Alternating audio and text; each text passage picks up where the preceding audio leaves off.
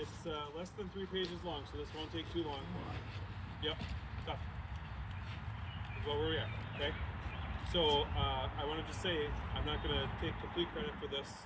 There have been 2 U.S. presidents who have gone to the National Firefighters Memorial, which I think is a travesty, because they all should go. They all should be there, I think, every year.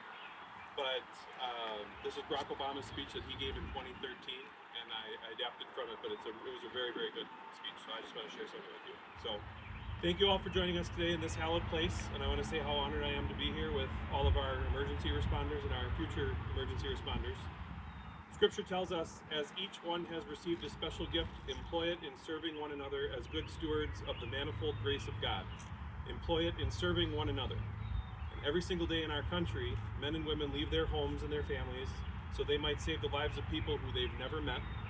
They're good stewards serving their neighbors, their communities, and our nation with courage and fortitude and strength, and our society can never fully repay them for their sacrifices. So here we are gathered to honor the brave firefighters and EMS providers who gave their lives in service for all of us. Our prayers are always with their families, the survivors, and we remember the emergency responders as mothers and fathers and siblings and spouses and friends and neighbors. And today, as we remember them, we should salute them as the heroes that they were. It's hard to think of a more selfless profession than firefighting and EMS. There's a reason why firefighting and EMS have occupied a special place in our imaginations, why little boys and increasingly little girls say, I want to be a firefighter or I want to be a paramedic. They understand instinctually that there's something special about it. Most people cannot imagine what it takes to put on the heavy coat and bunker pants and the helmet and the air pack and override the natural human instinct for self-preservation to run into danger as others are running away, to literally walk through fire knowing that you might never make it out because you're trying to save people who are complete strangers.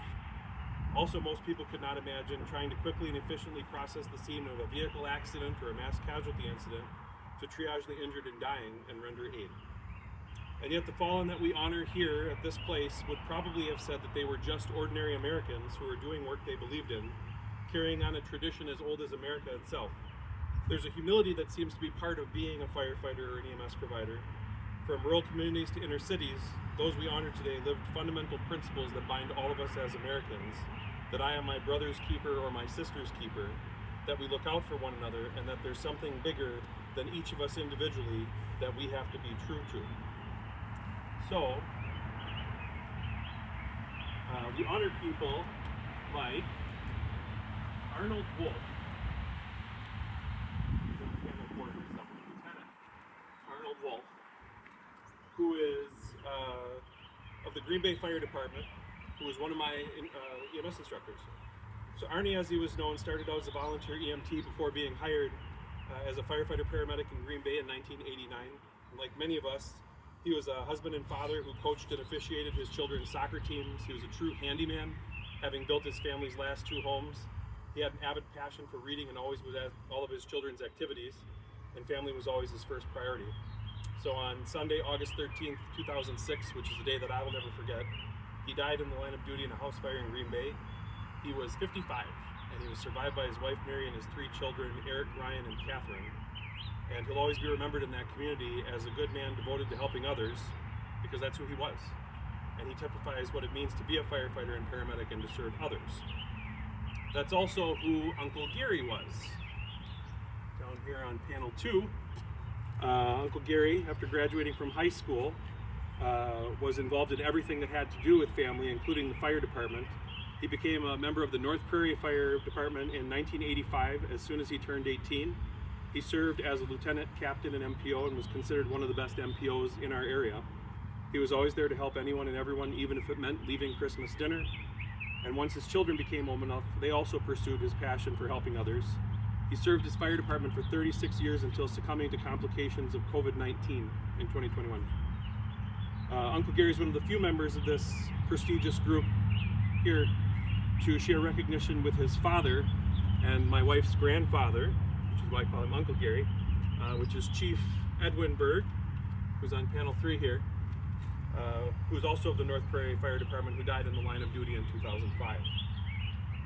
We also honor heroes like Captain Corey James Barr, also on panel 3 here, the Sun Prairie Fire Department. I knew him from my time at Sun Prairie EMS. He had an extreme passion for the fire department, knew the history of the department, including finding and having their first fire truck restored. He was knowledgeable and loved collecting antique fire memorabilia, and was a great leader, and everyone looked up to him. Even in his final moments, Captain Barr was doing what he loved. He threw on his fire gear, he headed to the scene of a gas leak, and was working to save members of the community that he grew up and loved so much. And while doing so, there was an explosion that took out some of the downtown area, and he lost his life. And he was survived by his wife and two beautiful daughters, Aubrey and Haley.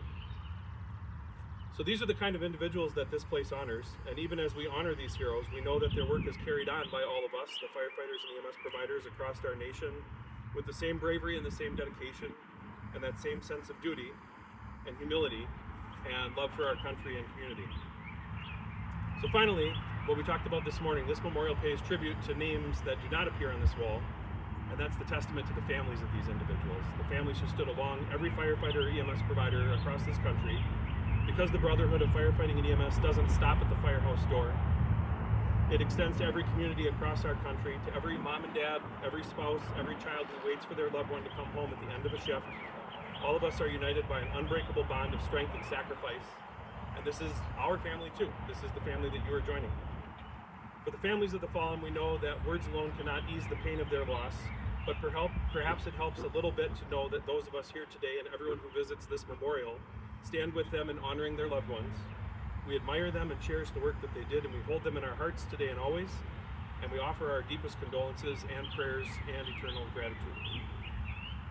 People who we honor here today are extraordinary Americans who set an example for all of us. May God bless these fallen heroes.